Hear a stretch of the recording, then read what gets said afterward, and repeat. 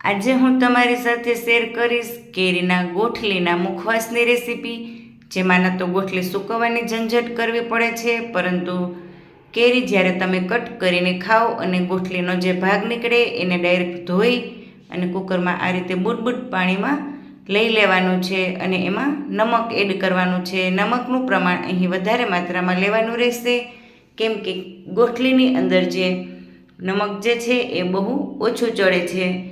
અને આ રીતે હવે નમક એડ કર્યા બાદ વ્યવસ્થિત મિક્સ કરી કુકરનું ઢક્કન બંધ કરી અને હાઈ ફ્લેમ પર હું 3 સીટી થવા દઈશ. 3 સીટી થઈ ગયા બાદ એને 10 થી 12 મિનિટ માટે લો ફ્લેમ પર બફાવા દઈશ અને ત્યારબાદ કુકરનું ઢક્કન ખોલી લઈશ અને એક ન્યૂઝપેપર લઈ એના પર ગોઠલીને આ રીતે આડી રાખી અને ડીટિયાના ભાગ ઉપર આ રીતે દસ્તાથી એને તોડી લેવાની છે. જ્યારે ડીટિયાનો ભાગ આ રીતે ખુલી જાય એટલે એને 2 હાથ વડે આ રીતે અલગ કરી વચ્ચેથી ગોઠલી નીકાળી લેવાની છે. હવે આ રીતે હું બધી જ ગોઠલી તોડી અને એ ગોઠલીની ઉપર જે આ છાલનો ભાગ છે એ હું નીકાળી અને વ્યવસ્થિત ધોઈ આ રીતે કોરી કરી લઈશ. ગોઠલી જે છે એ સરસ બફાઈ ગઈ છે અને હવે હું એને છીણી લઈશ. તમારે જેવું જાડું પાતળું છીણ જોઈએ એ રીતે તમે એને છીણી શકો છો. મેં અહીં ગોઠલીનું જાડું છીણ કર્યું છે આ રીતે.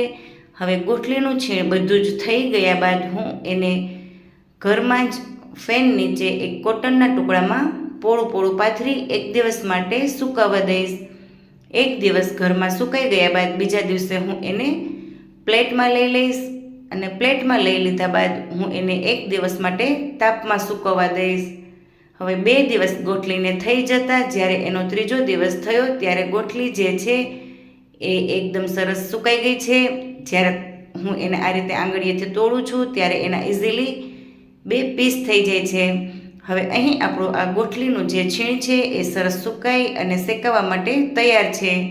હવે ત્યારબાદ હું એને શેકી લઈશ. એક પેનમાં મેં 2 ચમચી જેટલું તેલ લીધું છે. તમે અહીં ઘીમાં પણ શેકી શકો છો. તેલ ગરમ થઈ ગયા બાદ હું એમાં ગોઠલીનું છીણ એડ કરી દઈશ અને મીડિયમ ટુ લો ફ્લેમ પર એને શેકી લઈશ. થોડીવાર માટે મીડિયમ ટુ લો ફ્લેમ પર શેકીશ અને થોડી ઘણી છીણ શેકાઈ જાય એટલે હું ગેસની ફ્લેમ સાવ લો કરી દઈશ. લાસ્ટમાં લો ફ્લેમ પર સાવ છીણ શેકાઈ જાય એટલે એનો કલર પણ સરસ બ્રાઉન એવો થઈ જશે અને એ એકદમ ક્રિસ્પી પણ થઈ જશે. હવે શેકાઈ ગયા બાદ હું એમાં થોડો સંચર પાવડર એડ કરીશ, કેમ કે નમક જે આપણે બાફતી વખતે નાખ્યું હતું એ અંદરના ભાગમાં ગોઠલી સુધી બહુ ઓછું ચડ્યું હોય છે, એટલે અત્યારે આપણે ઉપરથી એમાં થોડું સંચર છાંટવું પડશે, ત્યારે જ એ બરાબર સોલ્ટી થશે. હવે ગોઠલીનું છીણ સરસ શેકાઈ ગયું છે. ગેસની ફ્લેમ બંધ કરી ઉપરથી આ રીતે સંચર પાવડર છાંટી દઈશ અને વ્યવસ્થિત એને મિક્સ કરી લઈશ.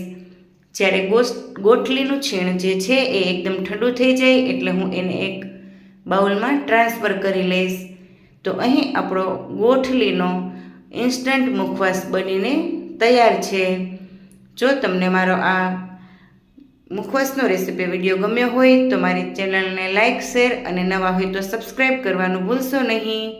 ફરી મળીશું પાછા નવા વિડીયોમાં. ત્યાં સુધી આવજો.